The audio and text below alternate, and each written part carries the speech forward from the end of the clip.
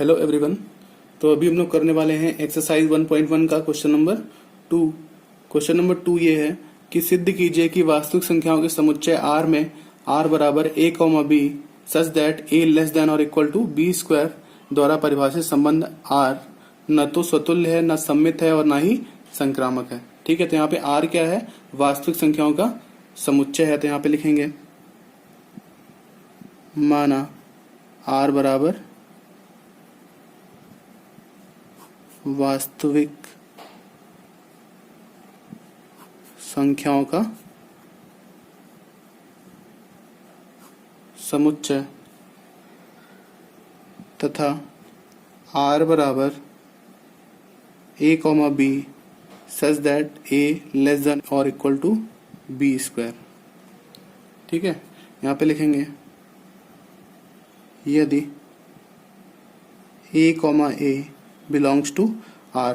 ठीक है, तो अगर a, बिलोंग्स टू R होगा तो क्या होगा? यहाँ पे भी a आएगा, यहाँ पे भी a आएगा। तो लिखेंगे तो a छोटा होगा या बराबर होगा किसके? a स्क्वायर के। तो a छोटा होगा a स्क्वायर से। तो a कोई भी ऐसी वास्तविक संख्या नहीं है जो अपने स्क्वायर से छोटी हो। ठीक है, तो क्या हो जाएगा? ये असत्य हो जाएगा। तो यहाँ लिखेंगे जो कि असत्य है, अतः R स्वतुल्य नहीं है। ठीक है, अब इसके बाद में हम चेक करेंगे इसको कि ये सम्मित है या नहीं है। तो यहाँ पे लिखेंगे यदि a, b belongs to R, तो इसलिए क्या होगा? a छोटा होगा या बराबर होगा b स्क्वायर के। ठीक है, तो यहाँ पे हम मान लेते हैं, एग्जाम्पल एक मान लेते हैं, अलग इसको करेंगे कि माना a बराबर 1, b बराबर 2। ठीक है, यहाँ पे a और b मान लिया। तो अगर a, b बिलोंग करता है R को तो क्या होगा? इसलिए a less then b square. ठीक है, तो a की वैल्यू 1 है और b की वैल्यू 2 है, 2 का स्क्वायर 4, तो 1 जो है वो छोटा होगा 4 से। ठीक है, परंतु अगर हम यहाँ पे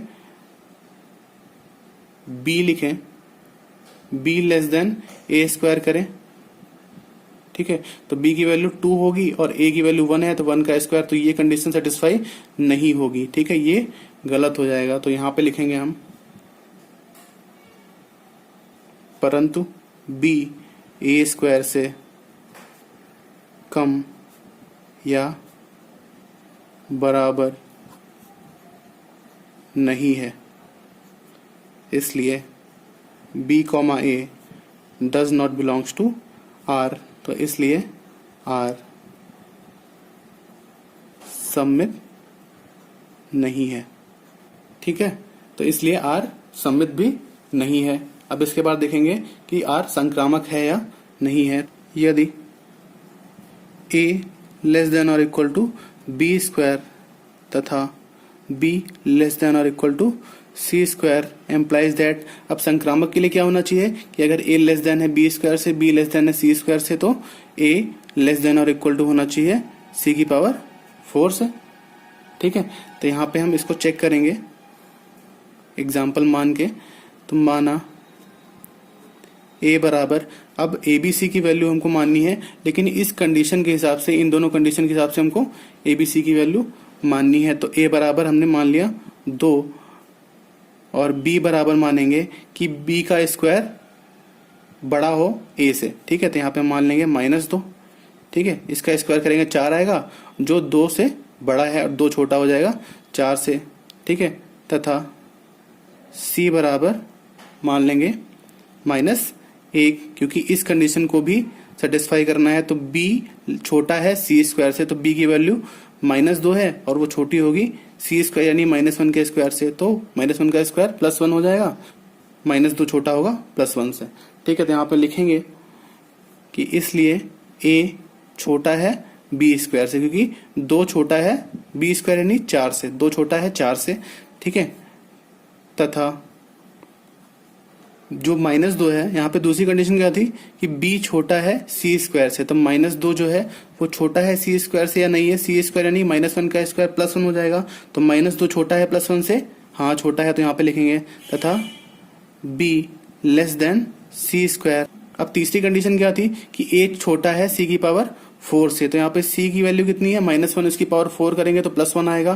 तो a छोटा है +1 से, यानी कि 2 छोटा है +1 से, लेकिन 2 बड़ा है +1 से, तो ये कंडीशन सेटिस्फाई नहीं होगी। तो यहाँ पे लिखेंगे परंतु a c की पावर 4 से कम नहीं है। ठीक है, तो यहां पे लिखेंगे जो कि असत्य है, अतः R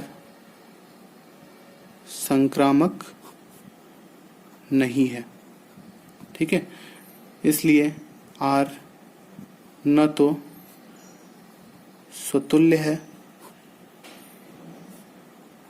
न ही सममित है और न ही संक्रामक है। ठीक है, यही हमको सिद्ध करना था।